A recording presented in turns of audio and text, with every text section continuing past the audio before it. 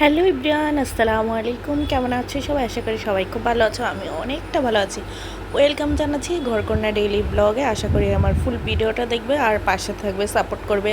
First time আমার ভিডিওটা দেখলে একটু বন্ধু করে নেবে প্লিজ। আর এখানে দেখো আমি আজকে মোচা রান্না করব, তার জন্য মোচা নিয়ে নিলাম। আর একটা ভোলে আমি হলুদ গুঁড়ো পানি দিয়ে নিয়েছি, মানে পানির মধ্যে হলুদ গুঁড়ো দিয়ে নিয়েছি যাতে মোচাটা কেটে রাখতে পারি আর কালো না হয়ে যায়, যেহেতু মোচাটা মানে কাটার পরে কালো হয়ে যায়, কষ জাতীয় আর কি। তার জন্য আর আমি এখানে মোচাটা পরিষ্কার করে নিচ্ছি, দেখতেই পাচ্ছ কীভাবে পরিষ্কার করে নিচ্ছি।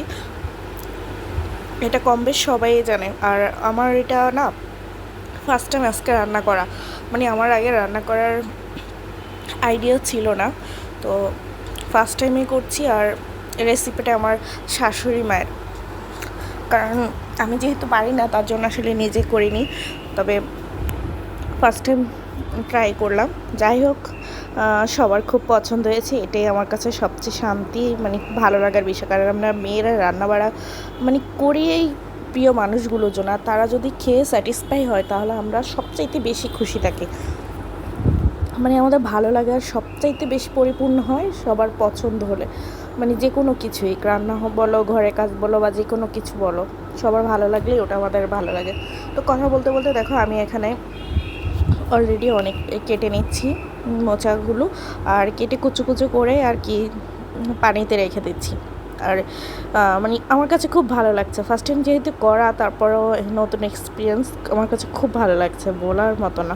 যাই হোক, তোমাদের কেমন লাগছে আর এই মোচাটা কে কীভাবে রান্না করে অবশ্যই আমাকে একটু কমেন্ট করে জানাবে, কারণ এক এক জায়গার রান্নাটা এক এক রকম, এক একটা মানুষের রান্নাবান্না এক এক রকম থাকে, সবার রান্না কখনো একরকম হয় না, এক একজনের রেসিপিতে এক এক রকম ইনগ্রিডিয়েন্টস থাকে আর কি। তো দেখো আমার কাছে কিন্তু বড্ড ভালো লাগছে, আর সম্পূর্ণটা আমি কেটে নিয়েছি, ওটা তোমাদের সাথে শেয়ার করলাম না। তারপরে দেখো এখন ভালো লাগছে, কিন্তু একটু পরেই কালো হয়ে যাবে, এটাই ভালো লাগছে না। যাই হোক, কিছু করার নেই, কারণ যা হবার হবে। আর এদিকে আমি না গরম পানি নিয়ে নিয়েছি, লবণ হলুদ দিয়ে নিয়েছি ভালো মতো, যে মানে মোচাটা ভালো মতো ধুয়ে আমি গরম পানিতে আর কি ভাপিয়ে নেব। আর আজকে শুধু আমি মোচা রান্না করব না, গ্রাম বাংলার হারিয়ে যাওয়া আরও একটা রান্না করব, আর তোমরা অবশ্যই দেখতে থাকো কী রান্না করি। আর এদিকে দেখতে পাচ্ছ মোচাটা অলমোস্ট অনেকটা মানে সেদ্ধ করা হয়ে গেছে, এবার আমি একটা চাল নিতে আর কি রেখে দিচ্ছি ছেঁকে, যাতে পানিটা ঝরে যায়, তারপর আমি ঠান্ডা হলে ব্লেন্ডার করবো। আর এখানে দেখতে পাচ্ছ কাঁঠালের বিচি নিয়েছি, খুব বেশি না, অল্প পরিমাণে নিয়েছি, যাতে মানে আমাদের দুপুরবেলাটার খাবারটা হয়ে যায়।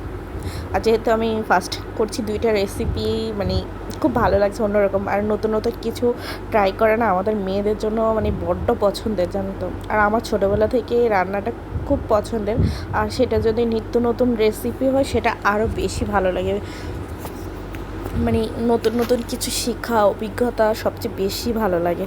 তো কথা বলতে বলতে তোমাদের সাথে দেখতেই পাচ্ছ আমি এখানে পেঁয়াজ, তারপরে গরম মশলা, শুকনো মরিচ সবটাই ভেজে নিয়েছি। আর এখানে হলুদ মরিচ লবণ সব মানে সব কিছু দিয়ে বাটা, মানে বাটা হয় না, ব্লেন্ডার করে নিয়েছিলাম মশলাটা, ওটাই মিক্স করে নিচ্ছি, আর ভালো মতো আর কি নেড়ে চেড়ে মিশিয়ে নিচ্ছি।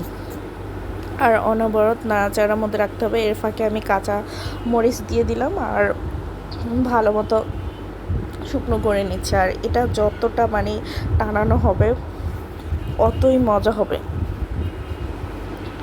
যতটা ভাজা ভাজা করা যায় আর কি। তো আমি চেষ্টা করছি যতটা পারি ভাজা ভাজা করব। আর ফার্স্ট টাইম না অনেকটা দেখা গেল, পরে অল্প একটু হয়ে যায়। যাক, এখানে দেখতে পাচ্ছি আমি কাঁঠালের বিচিটা সিদ্ধ করে নিয়েছি, নেওয়ার পরে মানে পাটায় বেটে নিয়েছি।